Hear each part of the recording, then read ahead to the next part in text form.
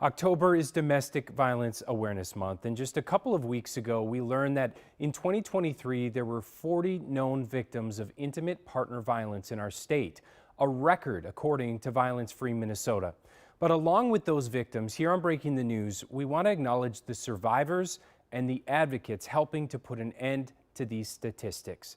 And with that, Jennifer Hoff is here to explain how a history-making shelter in our community is adapting to meet that growing need. Kent, Women's Advocates, that's the name of that shelter. It opened in St. Paul 50 years ago. It was the first domestic violence shelter in the entire country. And tonight, right now in fact, it's hosting a fundraiser to try to expand its services as the number of victims grow, and so too does the violence. The work at Women's Advocates never ends. So all these bags were donated. Whether it's last-minute preparations for a fundraiser or helping people escape domestic violence every day. The shelter's new executive director, though, is committed. It's hard because, we want to work ourselves out of a job. We want to be in a scenario where there's not violence present in our community. But until we get there, we're here as a support system for folks needing that.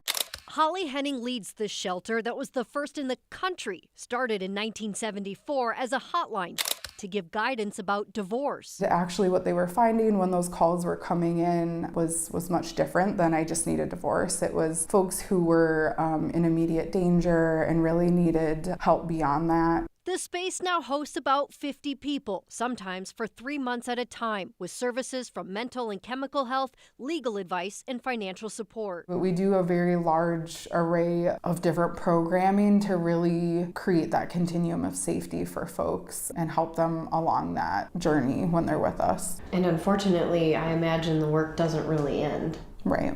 Oftentimes, they're turning people away, and Henning says the violence they experience is more severe.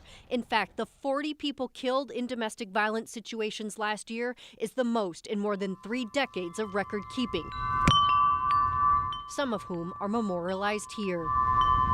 It's about compassion and empathy, and it's okay to have emotion. It's okay to see people like human to human, and they're continuously reminding you of why the work is so important.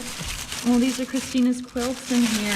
It's also why it continues to raise money now for 2 new shelters nearby, apartment-based for longer-term living and pet-friendly. The idea behind it is that it's not congregate living, so we can better serve all identities of victim survivors. Work that may never end, so someone else can have a fresh start and a safer future. I think they're courageous. I think they're incredibly strong. Very brave people to start that new look at life, right? And to start over, essentially, and ask for help. So Henning is hoping to raise about $125,000 during this month alone, during Domestic Violence Awareness Month. And at tonight's fundraiser, that is all part of a much larger capital campaign to raise $14 million, in part to buy and renovate those apartments that you saw, Kent, that they hope to reopen as early as next fall or even maybe spring of 2027. That capital campaign, we were talking just a minute ago about this. It's not the only way that they're expanding. You had mentioned something that Holly's also taking on? Yeah, she really wants this idea to try to help people of all abilities, right? Like you heard her mention that in the story. And she's a tribal member, and a lot of her work focuses on BIPOC communities in particular to really provide safe harbors for different communities. Kent.